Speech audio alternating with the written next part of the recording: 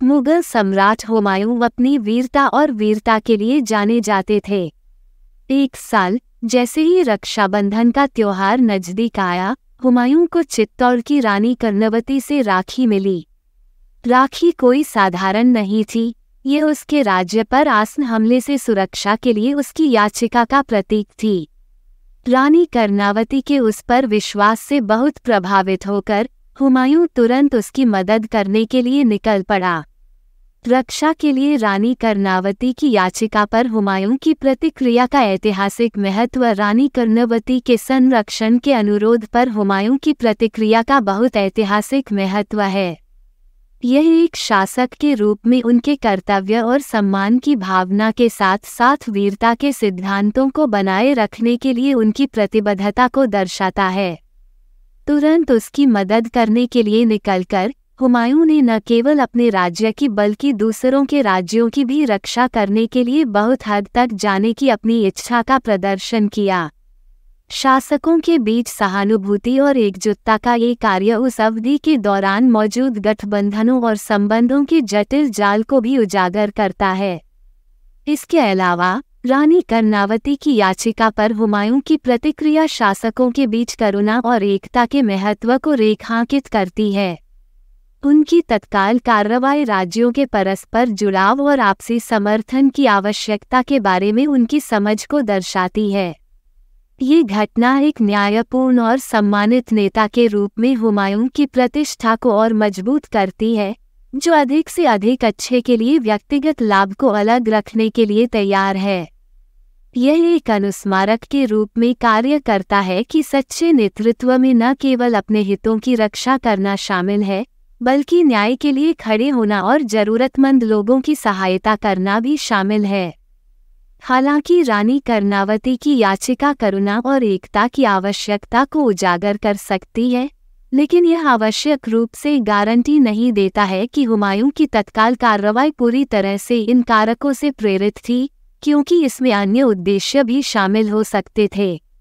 हालांकि हुमायूं के न्यायपूर्ण प्रशासन और अपनी प्रजा के कल्याण के प्रति समर्पण के ट्रैक रिकॉर्ड से पता चलता है कि रानी कर्णावती की सहायता करने का उनका निर्णय वास्तव में न्याय को बनाए रखने और जरूरतमंद लोगों की मदद करने की ईमानदार इच्छा से प्रेरित था। एक न्यायपूर्ण और सम्मानित नेता के रूप में उनकी प्रतिष्ठा इस धारणा में विश्वसनीयता जोड़ती है कि उन्होंने व्यक्तिगत लाभ के बजाय कर्तव्य की भावना से काम किया। इसके अलावा ये तथ्य कि हुमायूं की सहायता कर्णावती की दुश्मनों के खिलाफ लड़ाई में महत्वपूर्ण साबित हुई, एक ऐसे नेता के रूप में उनकी प्रतिष्ठा को और मजबूत करती है जो अपने हितों से अधिक अच्छे को प्राथमिकता देता है। जबकि रानी कर्णावती को हुमायूं की सहायता कर्तव्य की भावना और न्याय को बनाए रखने की इच्छा से प्रेरित हो सकती है, ये भी संभव है कि उन्होंने इसे इस क्षेत्र में अपने प्रभाव का विस्तार करने और गठबंधन को मजबूत करने के अवसर के रूप में देखा हो। कैसे रक्षाबंधन के त्योहार ने मुगल साम्राज्य के दौरान गठबंधनों और संबंधों को बढ़ावा देने में भूमिका निभाई। रक्षाबंधन के त्योहार ने मुगल साम्राज्य के दौरान गठबंधनों और संबंधों को बढ़ावा देने में महत्वपूर्ण भूमिका निभाई। ये प्राचीन परंपरा, जिसमें बहनें अपने भाइयों की कलाई के चारों ओर एक सुरक्षात्मक धागा बांधती हैं, प्रेम, विश्वास और आपसी सुरक्षा के बंधन का प्रतीक है। मुगल साम्राज्य के संदर्भ में रक्षाबंधन गठबंधन बनाने और विभिन्न क्षेत्रों और शासकों के बीच राजनयिक संबंधों को मजबूत करने के लिए एक शक्तिशाली उपकरण बन गया। ये त्योहार न केवल भाई बहनों के बीच मनाया जाता था, बल्कि राजाओं और उनके जागीरदारों के बीच संबंधों तक भी विस्तारित था। राखी का आदान प्रदान करके शासकों ने आवश्यकता के समय एक दूसरे की रक्षा और समर्थन करने की अपनी प्रतिबद्धता का प्रदर्शन किया। इस प्रथा ने साम्राज्य के विभिन्न शासकों के बीच परस्पर निर्भरता और एकता का एक नेटवर्क बनाने में मदद की, जिससे स्थिरता और सहयोग सुनिश्चित हुआ। इसके अलावा रक्षाबंधन ने मुगल समाज के भीतर सद्भाव और समझ को बढ़ावा देते हुए पारिवारिक और सामाजिक बंधनों के महत्व की याद दिलाने का भी काम किया।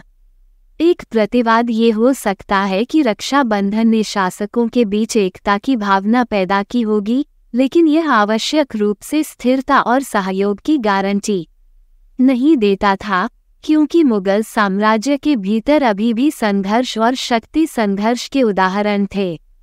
हुमायूं की वीरता और वीरता के चरित्र लक्षणों ने रानी कर्णावती की मदद करने के उनके फैसले को प्रभावित किया। मुगल साम्राज्य के भीतर संघर्ष और शक्ति संघर्ष की संभावना के बावजूद हुमायूं के चरित्र लक्षणों, वीरता और वीरता ने रानी कर्णावती की मदद करने के उनके निर्णय को प्रभावित किया। सम्राट बाबर के सबसे बड़े बेटे के रूप में हुमायूं का पालन पोषण अपने लोगों के प्रति सम्मान और कर्तव्य की मजबूत भावना के साथ हुआ था, और उन्होंने गठबंधन बनाए रखने और अपने वचन को बनाए रखने के महत्व को पहचाना। इसके अतिरिक्त निर्वासन के अपने अनुभवों और अपने प्रारंभिक शासनकाल के दौरान उन्होंने जिन चुनौतियों का सामना किया, उन्होंने उन लोगों के प्रति गहरी सहानुभूति पैदा की जिन्हें सुरक्षा और समर्थन की आवश्यकता थी। इस प्रकार जब रानी कर्णावती ने हुमायूं को मदद के लिए निवेदन भेजा तो वह आंखें नहीं मूंद सके। उसने उसे एक साथी शासक के रूप में देखा जो एक विकट स्थिति का सामना कर रहा था, और वह उसकी सहायता के लिए आने के लिए मजबूर था। जोखिमों और उनके राज्यों के बीच की दूरी के बावजूद हुमायूं ने अपनी सेना को इकट्ठा किया और रानी कर्णावती को उनके साझा दुश्मन से अपने साम्राज्य की रक्षा करने में सहायता करने के लिए निकल पड़े। निस्वार्थता और बहादुरी के इस कार्य ने एक महान और न्यायपूर्ण शासक के रूप में हुमायूं की प्रतिष्ठा को और मजबूत किया, जिससे उन्हें अपने लोगों और उन लोगों का सम्मान और प्रशंसा मिली जिनकी वह रक्षा करना चाहते थे। ये तर्क दिया जा सकता है कि रानी कर्णावती की मदद करने का हुमायूं का निर्णय पूरी तरह से निस्वार्थ नहीं था, क्योंकि इसने उनकी अपनी प्रतिष्ठा को मजबूत करने और उनके लोगों का सम्मान और प्रशंसा प्राप्त करने का भी काम किया। भारतीय परंपराओं में विश्वास और सुरक्षा के प्रतीक के रूप में राखी लंबे समय से भाइयों और बहनों के बीच के बंधन से जुड़ी हुई है। बहनें अपने भाइयों के लिए उनके स्थायी प्रेम और भक्ति का प्रतिनिधित्व करने के लिए उनकी कलाई पर एक पवित्र धागा बांधती हैं। हालांकि राखी केवल इस पारिवारिक बंधन तक ही सीमित नहीं है, यह अन्य संबंधों तक भी फैली हुई है। वास्तव में ये रक्त संबंधों की सीमाओं को पार करते हुए भारतीय परंपराओं में विश्वास और सुरक्षा का प्रतीक बन गया है।